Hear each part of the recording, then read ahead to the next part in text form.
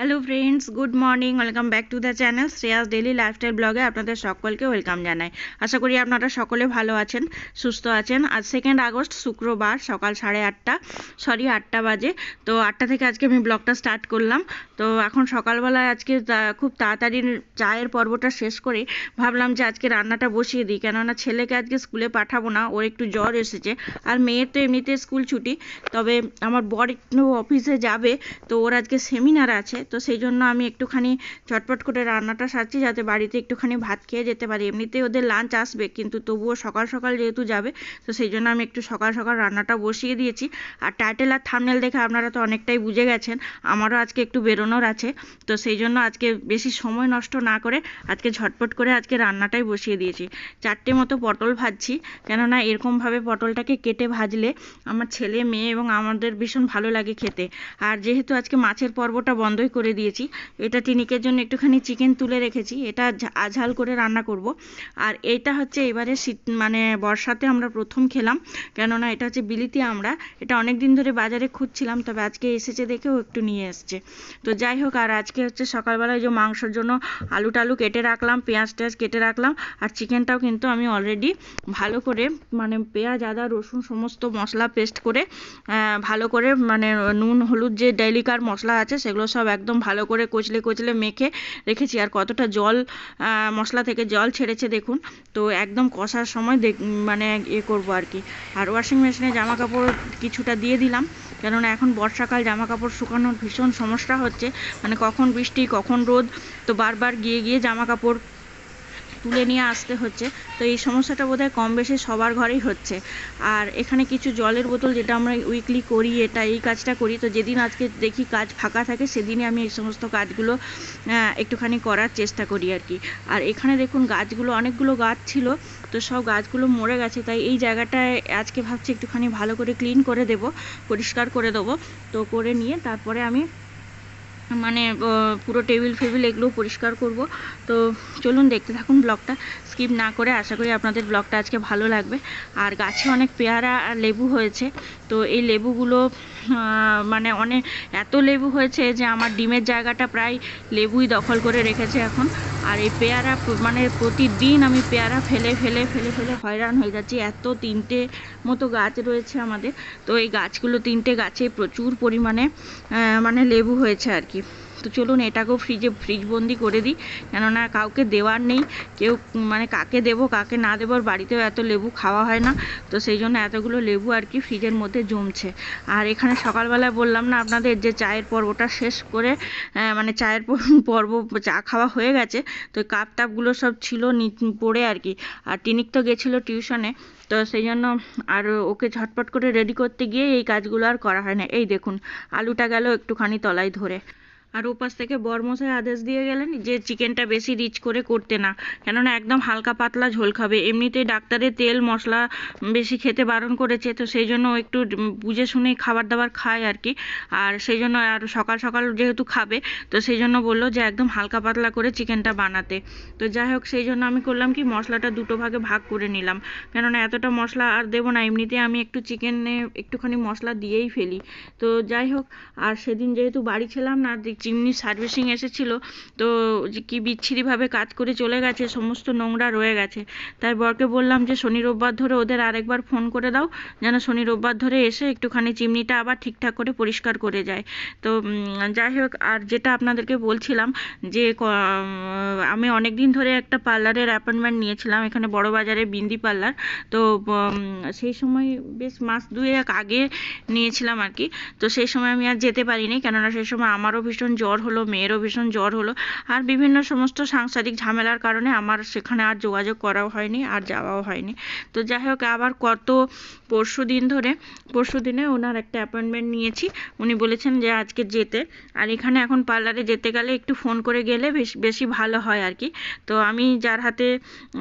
আমি যার কাজ পছন্দ করি আর কি, সেটা হচ্ছে বিন্দি পার্লারের ওনার প্রিয়াঙ্কাদের কাজ আমার ভীষণ ভালো লাগে। উনি খুব ভালো কাজ করেন। তো যাই হোক, সেই জন্য আমি প্রিয়াঙ্কা দি এমনিতে মানে স্কুল টিচার, তো সব সময় থাকে না, যার কারণে আমাকে একটুখানি ফোন করে যেতে হয়। তো যাই হোক, আর চিকেনে দেখুন কতটুকুনি মশলা দিলাম, সেটুকুনি আপনারা সাক্ষী থাকুন। কেননা যখন খেতে বসবে তখন যদি বলে যে চিকেনে মশলা বেশি হয়েছে বলে চিকেনটা খাবো না, তখন কিন্তু এই ভিডিওটা খুলে আমি ওকে দেখাতে পারবো যে দেখো কতটুকুনি মশলা দিয়েছি। তো যেটা বলছিলাম আর কি, তা আমার ভীষণ কার্লি হেয়ার, আর চুলটা কয়েকদিন ধরে এত ফ্রিজি টাইপ হয়ে যাচ্ছিল যে চুলের মধ্যে চিরুনি আটকানো খুব দুরূহ ব্যাপার হয়ে যাচ্ছিল। কেননা আমি এমনিতেই চুলের যত্ন বিশেষ একটা করতে পারছিলাম না, কেননা বাচ্চাকে নিয়ে যাওয়া নিয়ে আসা মানে পড়তে, টিউশন, ড্রয়িং, ডান্স এই সমস্ত মানে নিয়ে যাওয়া নিয়ে আসা করতে করতে আমার মানে সারাদিন ফুরিয়ে যেত, আর আমি এত টায়ার্ড হয়ে যাই। আর এমনিতে একটু অলস গোছেরও আছি, যখন সময় পাই তখন আবার ভাবি মাঝে মাঝে যত্ন করব, আর মাঝে মাঝে যত্ন করাও হয় না। তো যাকে এই সমস্ত ঝামেলাগুলো থেকে ভাবছিলাম যে মানে কিভাবে রেহাই পাবো। তো তারপর দেখলাম যে না, স্ট্রেটনিং এবং স্মুদিংটা হচ্ছে হেয়ারের জন্য বিশেষ মানে খুবই ভালো। তো যাই হোক, যে যেরকমভাবে ট্রিটমেন্টটা নিতে চায় নিতে পারে, অসুবিধে নেই। তো আমার জন্য আমি ভেবেছিলাম যে না, লরিয়েলেরটাই করাবো। তো যাকে আমি লরিয়েলেরটাই লাস্টে নেবো আর কি। তো এটাই এখন ভেবে রেখেছি। তো পার্লারে গিয়ে কথা বলে, প্রিয়াঙ্কাদের সঙ্গে কথা বলে তারপরে আমি মানে হেয়ারটা ঠিক করার চেষ্টা করব আর কি। তো যাকে তো দেখতে থাকুন আপনারা ব্লগটা স্কিপ না করে। আর ওপাশের গ্যাসটা ফাঁকা আছে দেখে আমি একটুখানি আমরা চাটনিটা বসিয়ে দিলাম, কেননা এটাও একটুখানি যদি করে দিতে পারি তাহলে ও খেয়ে একটু যেতে পারবে। আর এই চাটনিটা খেতে, এটা আমি বিয়ের পরে শ্বশুরবাড়িতে এসে খাওয়া শিখেছিলাম আর কি। এই মানে এই আমড়াটা যে খাই সেটাই জানতাম না। তো যাই হোক, আর এই যে দেখুন ঝোলটার কালার দেখুন, একদম হালকা পাতলা করে রান্না করেছি। তো দেখা যাক কী হয়। আর আজকে কী কী রান্না করেছি চলুন সেগুলো একবার আপনাদেরকে দেখিয়ে দিই। আজকে করেছি ভাত করেছি, আর এর আগেও কিছু একটুখানি বেগুনি টেগুনি বেজেছিলাম, তো সেগুলো আর আপনাদেরকে দেখানো হয়নি। তো যাই হোক, আপনাদের সঙ্গে অনেক কথা হলো, তো সেই জন্য কথা বলছিলাম বলে আর দেখানো হয়নি আর কি। তো এখানে রয়েছে পটল ভাজা, একজন খেয়ে চলে গেছে বেরিয়ে, মানে অফিস চলে গেছে, তারপরে আবার এই ভিডিওটা শ্যুট করছি। আর এখানে টিটিকের জন্য রয়েছে পেঁপে, আলু, সয়াবিন এই সমস্ত দিয়ে, কেননা পটি করছে, প্রায় পটি, বমি এই সমস্ত লেগেই থাকে, তাই ওকে পেঁপেটা আমি প্রায় রেগুলারই একটুখানি দেওয়ার চেষ্টা করি। আর এটা হচ্ছে ওর জন্য আঝাল একটুখানি চিকেন বানিয়ে দিয়েছি, কেননা খুব একটা ঝালও আবার খেতে পারে না। আর এখানে হচ্ছে লাল লাল ঝাল, মানে ঝাল ঝাল পাতলা ঝোল আর কি, কেননা আজকে চিকেন হলে ওদের আবার বেশি মানে সবজি টবজি কিছু রান্না করাও যায় না, মানে তরকারি বিশেষ একটা খাওয়া পছন্দ করে না, যদিও ভাজাভুজি একটুখানি খায়, কিন্তু সবজি টবজি আর বিশেষ একটা খেতে চায় না। তো যাই হোক, আর এটাতে তো চাটনি রয়েছে, আপনাদেরকে এর আগে দেখালাম। তো এটা হচ্ছে বিলিতি আমড়ার চাটনি। তো এইসব রান্নাবান্না শেষ করে এবার যাব স্নান করতে, কেননা মেয়ে অনেকক্ষণ টিউশন থেকে পড়ে এসেছে, তা স্নান টান ঠিক মতন করা হয়নি। তো আর দুদিন ধরে একটুখানি জ্বরও ছিল বলে ওকে ভালো করে স্নান করানো হয়নি। তো যাই হোক, আজকে একটু ভালো করে স্নান করাবো, কেননা হালকা রোদই উঠেছে। আর এই জামা কাপড়গুলো এই ফাঁকে একটুখানি কেচে নিলাম। আর এই যে আরেকজন বসে বসে কাজ দেখুন, শুধু মানে কখন পড়ে এসে শুয়ে এরকম কার্টুন দেখে সারাদিন। আমার মেয়ে আবার পুতুল নিয়ে খেলে না, খেলে তার শুধু গাড়ি টাড়ি এসব নিয়ে। আর এ পাশে আরেকজন পড়াশুনো করছে, স্কুলটা যেতে পারেনি, এরও জ্বর, মানে বর্ষাকালে জ্বর সর্দি কাশি আমাদের ঘরের প্রত্যেকেরই হয়ে গেছে। ইমিউনিটি পাওয়ার এতটাই কমে গেছে যে একটুখানি জল সর্দি বেশি লাগলে, কারণ এর আগে দুদিন ধরে বৃষ্টিতে ভিজে ও স্কুল থেকে এসছে, মানে সাইকেল চালিয়ে নিজে যায়, আর রেনকোটটা নিয়ে গিয়ে মনে হয় একদিন ভুলে গেছে, আর একদিন পরে এসেছে, আর একদিন ছাতা নিয়েও গেছিলো। তো সাইকেল চালায় বলে ও ভালোভাবে ছাতাটাও ধরতে পারে না।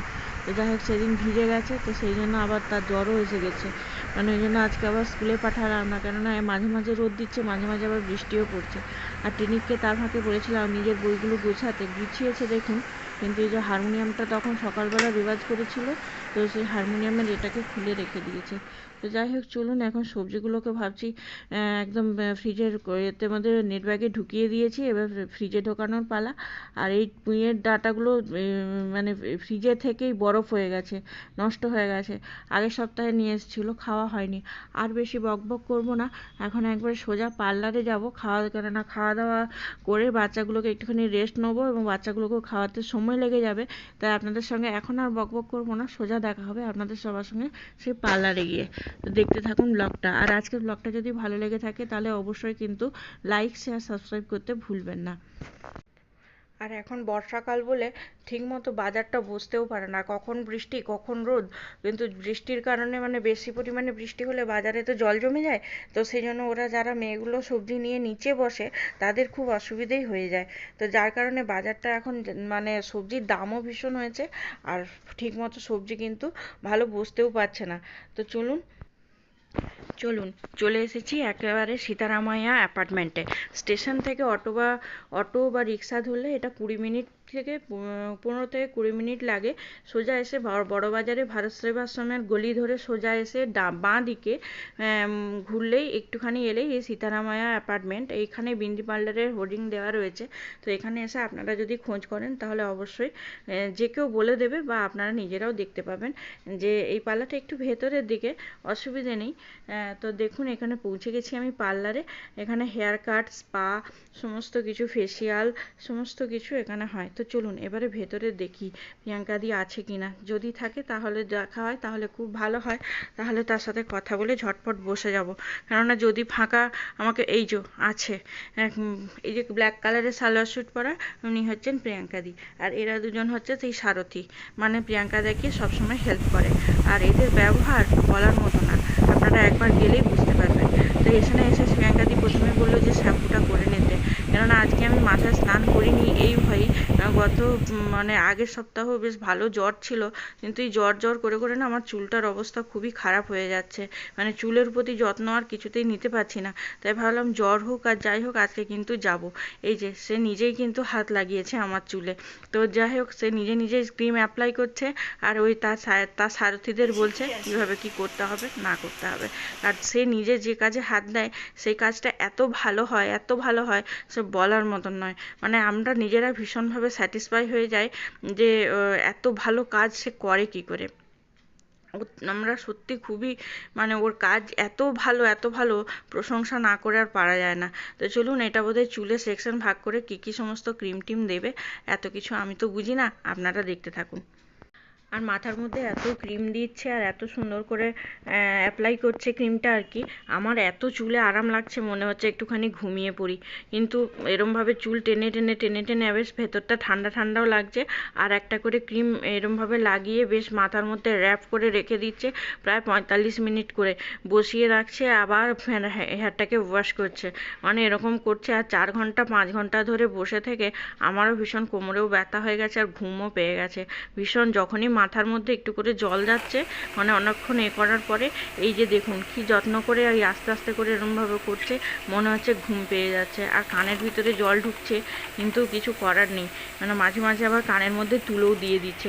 ওরা ভীষণ যত্ন করে কাজ করে আর ভীষণ ভালো ব্যবহার, তো এত ভালো আপনারা গেলেই বুঝতে পারবেন।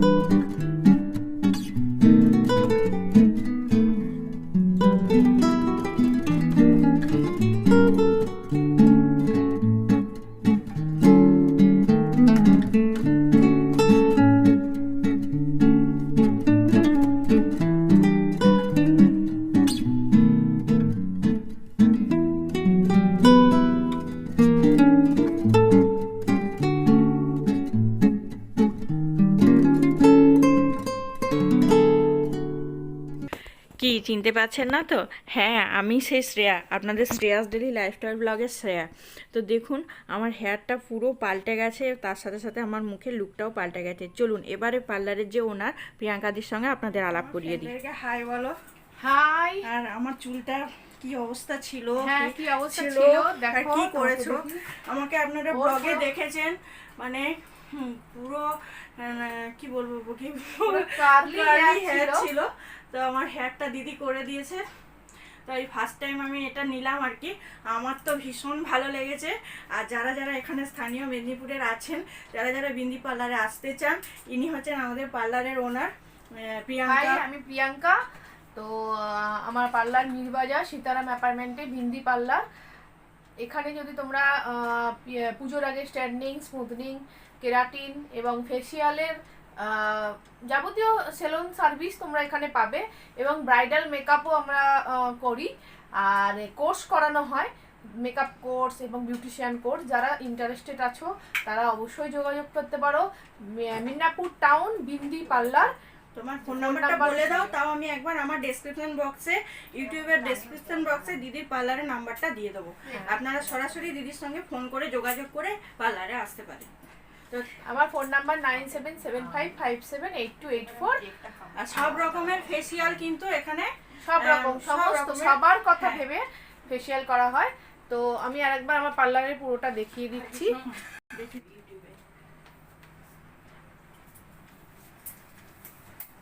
আর এরা এই যে দুজন, দাঁড়াও এই দুজনকে আগে দেখিয়ে দিই। এই দুজন হচ্ছে সারথি। আজকে আমার এই চুলটার পেছনে এদের দুজনের কসরত সব থেকে বেশি।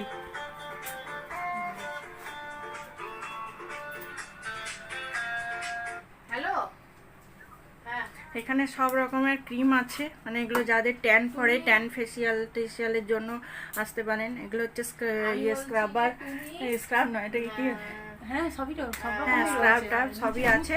যার যেটা পছন্দ, মানে যার যেরকম দরকার সব রকমেরই সার্ভিস আপনারা এখান থেকে পেয়ে যাবেন। আজকের মতো ব্লগটা এখানেই রাখলাম। সকলে ভালো থাকবেন, সুস্থ থাকবেন। দেখা হচ্ছে নেক্সট আরেকটা সুন্দর